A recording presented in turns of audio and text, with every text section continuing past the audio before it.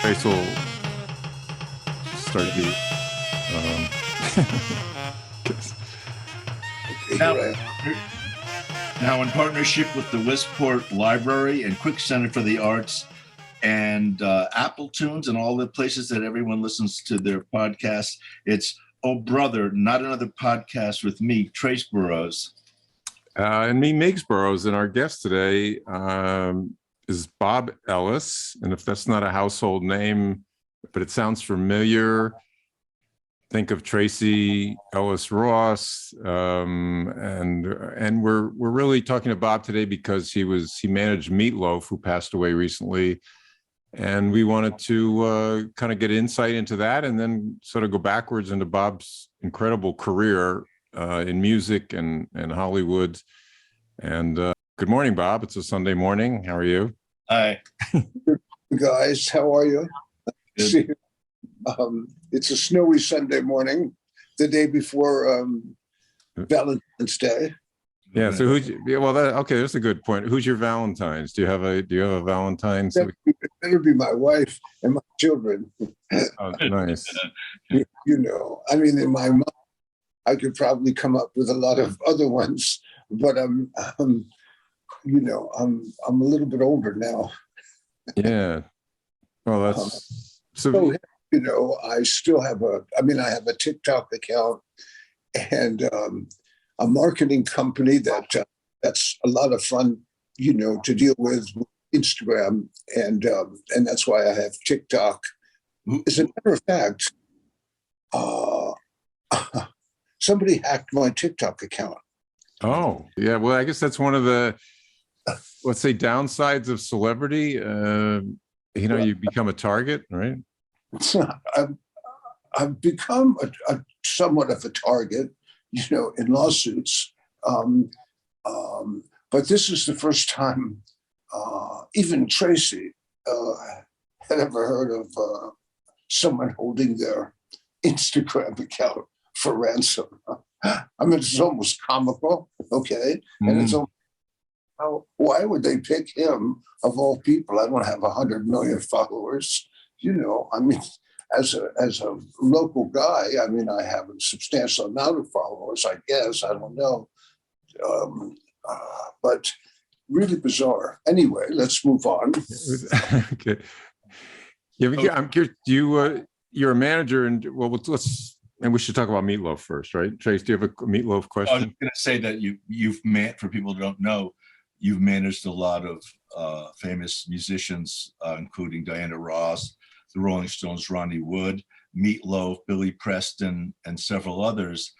And Chaka Khan. Meatloaf just recently passed away, and I'm curious how you became Meatloaf's manager and what happened after that. I had a successful management company. I was a nice guy in the business. Nobody had anything bad to say about me. And then Meatloaf invited me up to his Stamford house. And I had the house in Weston. And on several interviews, and I think not that I knew what I was doing, but the fact that I only lived 20 minutes away really solidified my management deal with Meatloaf. So you were I wasn't.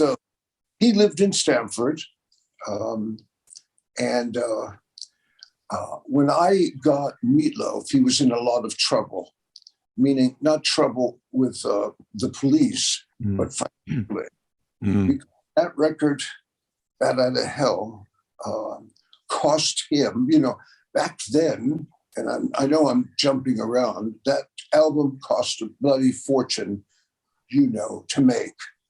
And Jim Steinman, who wrote the songs, only worked, from dark, to sunrise, and then he would go to sleep. His world was upside down, and he was some character. It looked like he was out of the Munsons. Long gray hair, long fingernails, black, goth, really before goth. I don't know. Do you want to explain it? Yeah, no, but I'm just curious. I mean, Bat Out of Hell, I think, sold 40 million albums. So how does anybody lose money? 50 million. 50. Okay. So 50 million albums. I mean, even if he got 10 cents an hour, I mean, how do you not be okay after that? Called Recruitment. And this was a strange album. And he was signed to Cleveland and International that signed him to Epic Records. So you got all of these people taking commission, a record that can't get off the ground, but they know they have something. And so the more they invest, the more they can recoup. And then if you do a video, you want it to be over the top. Everything is recoupable. And so that's why we had to do. That's when he called me in. He never toured. I was the first touring manager. And so the record really didn't take off into America until it went to number 1 in England and then stayed on the charts, for 2 years in the top 10. And then was he recognized in America. So during that period, he was number 1 in England, but still slow in America. You acquire more debt. And the one thing why you don't need a record company today is, first of all, there's no albums. We saw that Adele was able to just recently, the only way Spotify or some of the streaming services could play Adele is that they had to play the whole album at once. You couldn't pick a song, and so she had the clout, especially with that television show, that spectacular show she did. So, at that particular time, it didn't make sense to go on. So you go to the best, music attorney, who was Alan Grubman at the time. And he said he did it with one other account. And you got to remember, he had 200, from Springsteen to Billy Joel to Tommy Mottola. So he knew the ins and outs better than I did. And I had a friend that was in that firm, Arthur and Jersky. And he said, if you go bankrupt, they can't come after you for all the recoupable that everybody wants from you, meaning no more that you make. And he was deeply in debt. So he lived in Stamford, Connecticut, had an apartment in New York that was the office. And then bankruptcy court takes a tremendous amount of time before they released him from his contract. And then we were set up to make a new record deal as soon as the bankruptcy court, declared bankruptcy. And so they've become lifelong friends of mine. Arista Records in England picked him up. And during my years with Billy Preston and Chaka, did I even meet these guys?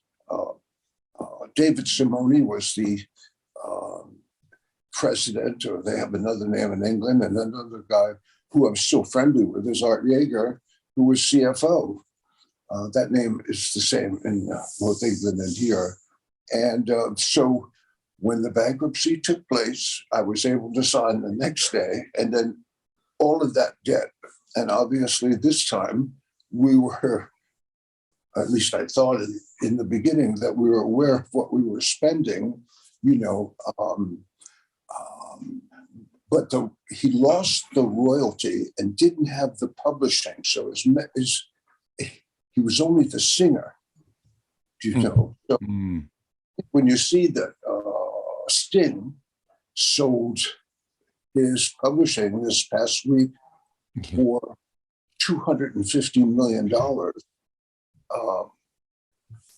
these catalogs, and when you don't own them, and back then, you never I think the only one that I knew was Billy Joel, that owned 100% of his publishing. We all remember when the Beatles got their publishing company got bought by Michael Jackson. And then how could that happen? Why wouldn't the Beatles be able to do it? You know, and it's happening again where now the artist has, you know, some worth in his publishing company. Some of these, you couldn't sign with a record label unless you're a good songwriter, unless you gave up 50% of your publishing to the song, you know, to the record label. At least my experience. And that's just the way it was. I'm curious, more of the insider view of management. Now, you were married to Diana Ross, and you were also her manager. Were you her manager at the same time? No, that was the height of, in fact, it's 55 years ago. So no, she was still Diana. She was still the Supreme when we met, and I think we were still married, and she was a Supreme before she became Diana Ross and the Supremes. I don't know if, you know, there's only people our age remember. Yeah, right. Supremes, or, you know, Smokey Robinson and the Miracles, or, you know, you really didn't know you knew the names of some of the groups, but I was not her active manager. Motown had a machine behind her. Did I help her with some of the tours? Yes. Yeah, and your daughter has, you know, become so famous and been in Blackish and many other things and commercials. And what do you?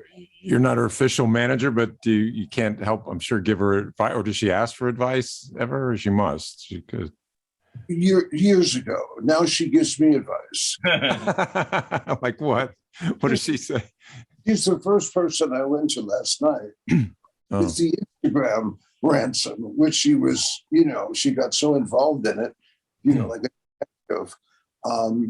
the world has changed. You know, she's got an agent for speaking, an agent for movies, an agent for TV, you know, the PR. I mean, everything is, the world, believe it or not, has completely changed from when I started, you know, and I got out.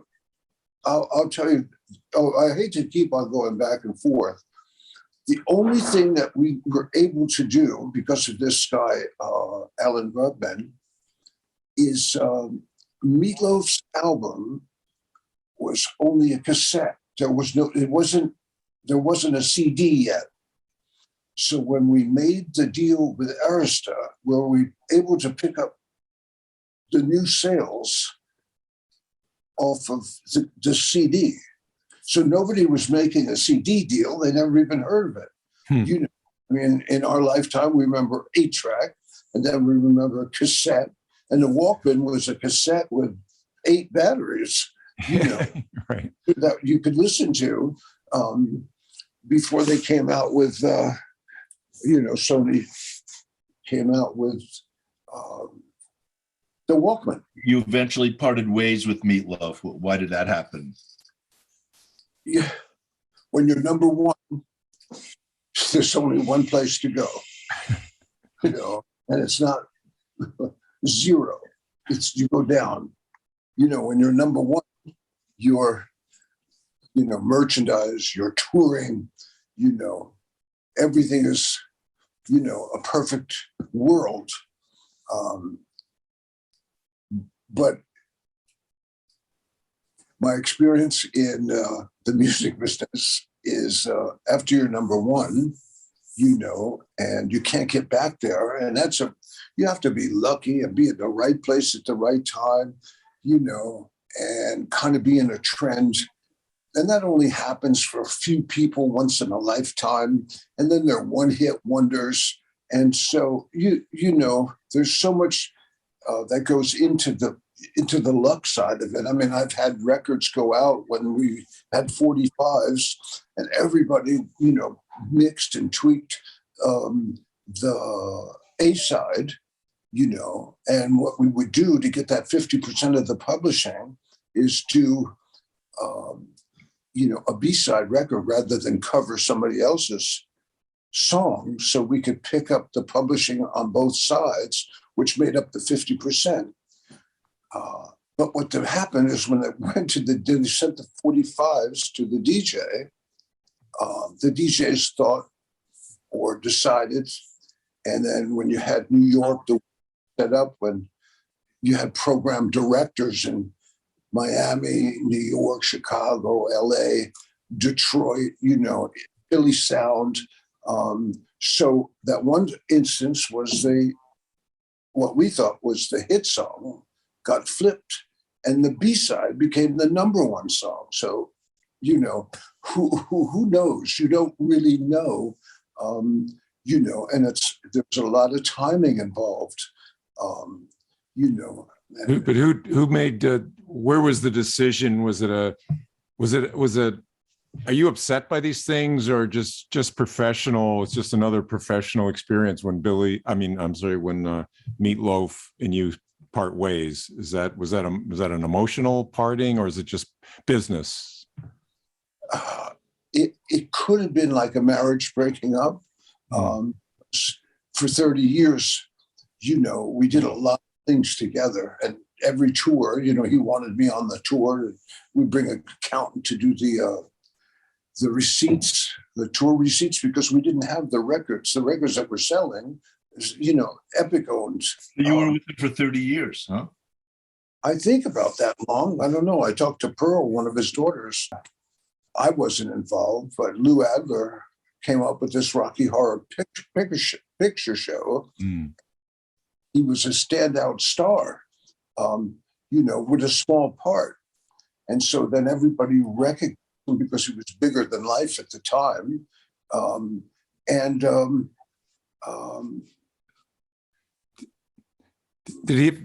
curious, did he ever, some of the celebrities are famous for their contract riders. I have to have in my dressing room, I have to have a bowl of hard-boiled eggs, dipped in chocolate. Did Meatloaf any weird riders like that? Well, he I've seen it all. We eat the chocolate M&Ms, so somebody had to pick out the colors. Yeah. Or you could only have no roses, just rose petals. Or what's the worst writer you've ever heard in all your performers you've worked with? What is the weirdest writer that you've ever heard of in any of that they put out there? The craziest writer? Yeah. I would have to say the Bangladesh tour with Ravi Shankar, Billy Preston starred on. Yeah. I was at that concert. I was at the Bangladesh concert. You were? Yeah. Madison Square Garden. Madison Square Garden. I was there on the second night. Yep. Fantastic. And so that was an ashram, and because the Beatles then took off and George was on his own. They had complete, Indian complete Indian kitchens every night that traveled with the band. Oh, Forget really? They had authentic, Yeah. Indian ovens and all of this. It was just more equipment for the kitchen and really Indian people running it.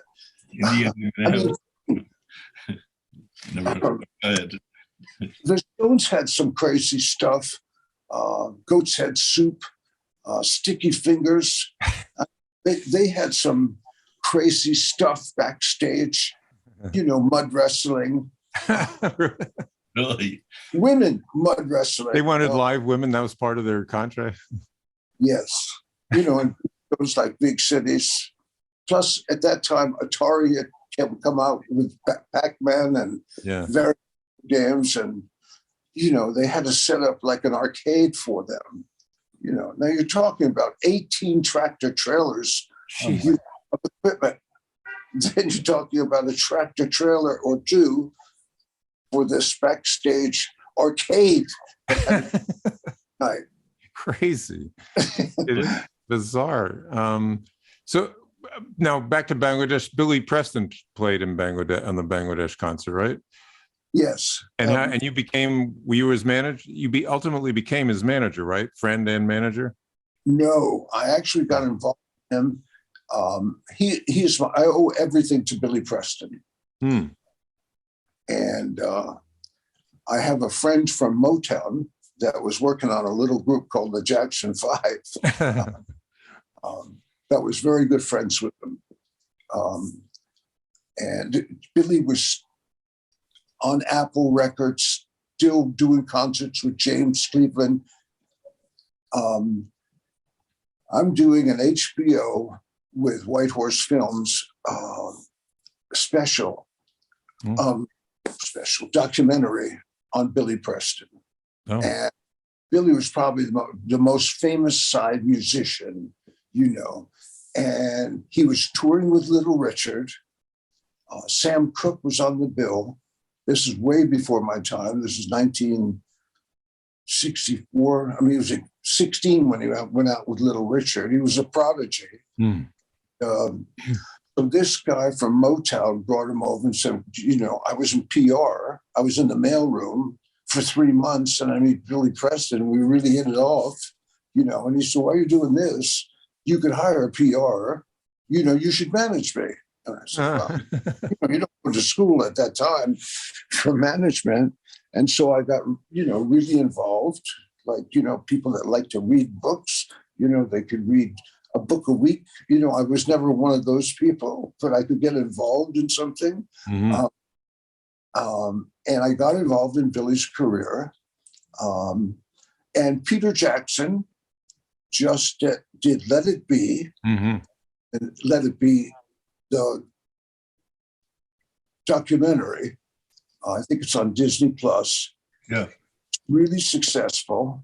And George Martin's son said this album would have never been made without Billy Preston. Now, in retrospect, who knew that the Rooftop was going to be the last concert? Mm. If anybody was on the Rooftop, let's talk to them. I happened to be one of the people on the Rooftop. What, you were? What, did you say you were on the rooftop? Yeah, but at that time, Mitch, you got to understand, it was no big deal. Billy did the whole Let It Be album. We got songwriter credit on Get Back. He wrote My Sweet Lord. That's not George Harrison. That comes from the Gospel Church. My guitar weeps. I mean, he gets a credit, but he didn't get paid because I had a deal with Alan Klein, who signed James Taylor, Billy Preston, and one or two other artists to Apple Records. And so the reason I was there was trying to get him off of Apple because they wouldn't promote. That's the way God planned it, was on Apple Records. I always seem to get involved with, with situations that I was kind of a calming element in some of the decisions until, they're not number one and they go down to 10. And then let's change the manager. Let's change the PR. Let's change the record company. They want to change everything to find that magic, magic again. And,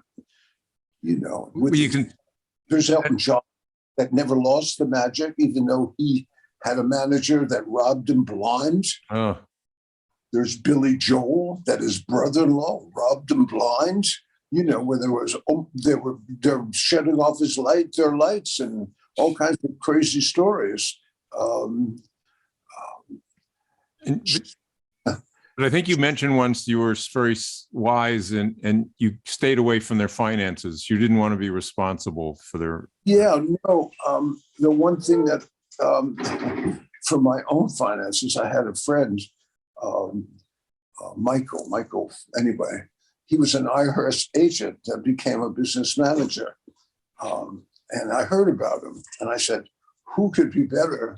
And so, the groups, I recommended all of the groups because I had nothing to do with their finances, but I recommended this guy and everybody seemed to like him. And he seemed to be really sharp. And my 15% was always paid direct, whether it was touring or from record sales. or merchandise directly into my account. There's some strange stories there too, because if you form an English company, you don't have to pay American taxes. But of course, Meatloaf got caught on both countries trying to, evade the you form a VAT. I mean, it's some of the stories are coming back to me. That you can't believe the stories of the trouble that these guys could get in. I'm no exception either. Yeah. I mean, when you're traveling with the Stones, They moved to south of France, didn't they do that for tax reasons back when at one point they all got residence addresses in south of France, and I always thought it was about taxes. Liechtenstein. Yeah, it's a small country, Right. with people. It's like what the Cayman Islands is. Oh. It's like Switzerland became, but now Switzerland has to open up the information if the United States Treasury wants it, but you can still get away without paying taxes. They're all in the Cayman Islands. The Stones were in Liechtenstein or Liechtenstein. There was Prince Rupert of Liechtenstein or Liechtenstein. That was the Stones' business manager. Jesus. Nice. All of the money went there, but then you couldn't come back to England. The reason you think if you went this way, then you weren't allowed. You had a limited amount of days, so you couldn't really come back. You counted the days to get back to your home country. But they had figured out that if they toured, that they would be out of the country anyway, and they could do this. And a lot of times it backfired for everybody that was smarter than the IRS or smarter than the English tax laws. Or every once in a while now you hear Shakira owes $40 million in back taxes, even though she's in another country, but they're still holding a responsible. But it's so Billy was. Let me go back to Billy. Was on Apple Records, and the reason I was there in 1968 or 1969, I had been in the mailroom, and we went to a guy called Abe Summer, which was the #1 law firm in Los Angeles for entertainment. It was called Mitchell, Silverberg, and Nutt, and I owe everything to Billy. Meaning he was my first client. He allowed me to do certain things, and if it wasn't for Billy, I wouldn't have met, or made the deal for Ron Wood when he left Faces. He was a sideman, like Billy was on Sticky Fingers or Goat's Head Soup. They were both sidemen. When Mick Taylor decided he didn't want to be with the Stones anymore, so they tried out Stevie Ray Vaughan, but he was too powerful. Jeff Beck, but he was nuts. I could go down the list. Really? And Woody is just like he is, just the sweetest guy in the whole world, And so you immediately, and he's talented, and he played that slide guitar. And so after 2 tours, they made him a Stone, and then I was no longer involved. But I was the one that got Billy, Ronnie, on the Stones tour. But that's after the Beatles. How does that work? So when somebody like Billy Preston, when you say sidemen, do they just get a per diem? Like they just get you're getting your $200 a day or whatever it's going to be? They get, you get a lump sum for the tour. Oh. That's the sideman. Yes, per diem, but they get a lump sum, so if the merchandise, they were doing X amount of dollars in merchandise, they didn't participate in that. They didn't participate in anything with that had to do with the business side. So it was strictly You came in, you did your job. What was his name? James Keltner, Bobby Kemp was his name. There were famous side guys that was, the Funk Brothers or Muscle Shoals, or there were, sidemen were the way to do it. Then an artist would have to find a backup band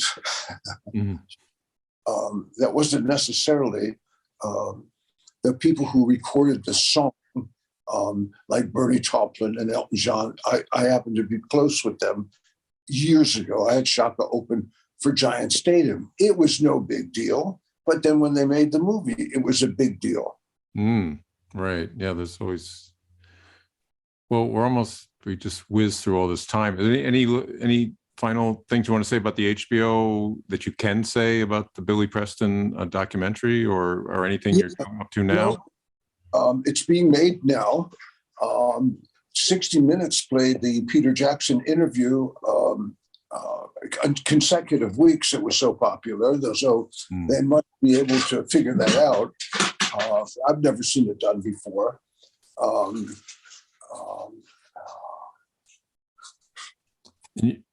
I think they got Eric Clapton to talk about Billy, because he toured towards the end of Billy's life. He always played with and for Eric in the studio. Nobody could play the Hammond B3 organ like Billy Preston. It's not something that you could teach a kid. At 3 years old, he was playing as good as he was when he was 5. He went from gospel to country to rock and roll. It really didn't matter. And so when he sang That's the Way God Planned It, I mean, gave him, he couldn't read music. It was all a feeling. There was no charts for Billy when you went in the studio, where everybody else is trying to remember what they wrote. He never swayed. He played the same thing consistently because he felt it, and they depended on it. If you look at 60 Minutes, they give him credit for keeping the band together during that period of time. You can see it in the documentary. The Beatles come alive when he sits down at that organ and Get Back. I mean, the band all of a sudden is the Beatles again. You really feel He was the fifth Beatle. Yeah. Start of me working with John Reed, Elton, and the Stones. And the only reason I got to meet all of these people, here I am in London at Abbey Road, trying to get off of Apple Records. Finally, the way I got off is that I came back to America. Mitchell Silverberg and Nup had got me a certified agreement, and it said Billy Preston would be released from his Apple record deal. And of course, George Harrison signed it. I flew back with Billy after spending time at Henley-on-Thames, flew back to America and was able to make Billy the A&M deal. But I couldn't get him off of Apple, even with a lawyer in England. The only way I could do it is to be clever, I wasn't trying to hurt anybody. But what happened was, you would have never heard of James Taylor. Alan Klein, struck oil in his backyard in England. I mean, you don't know what they're going to become when they become it. And I think the Beatles will live forever, to be honest. The Beatles gave their whole library to Alan Klein, or he took over and didn't rip them off, didn't he, or something like that? Yeah, I mean, it's, so these things, and looking back, I have to laugh, because I'm one of the 10 standing, McCartney's in shape, but how many people remember, still remember this or remember that? One thing, we had a song that Billy wrote called You Are So Beautiful. And we did fairly well. And then it was, I became friends with Michael Lang, who just recently died. Michael, from Woodstock, Michael Lang, who Oh created yeah, the guy who helped Woodstock. Yeah. And so this is after Woodstock. We shared an office in New York. And I was able to, he loved the song and he said, could Joe Cocker do it? And it wasn't long after Billy did it. And because Joe Cocker was kind of rock and roll and everybody loved him like Van Morrison, he did You Are So Beautiful. And where Billy's only went to top 30, Joe Cocker's rendition is the best. And it went to #1. And Joe Cocker did sing it at his funeral. Really? Oh. And Meatloaf moved to Westport because I had the house in Westport or Weston. Mhm. So when we went bankrupt and had to sell, that was the only asset he had. Okay. Really? He lost the house, but he only had a deposit on it. You know, he was making mortgage payments. So that was the only thing he had to give up. It's not as though he owned apartment houses, you know, in Miami Beach or whatever. The only asset that he had, that was the only thing he had to give up. And that was emotional. You know, you got to remember that these artists, you know, have highs and lows. It's almost a babysitting job when you're on the road. And I guess we could go on forever. Guys. No, well, this is already part 2, sort of. But no, thank you so much, Bob. And Fascinating stuff.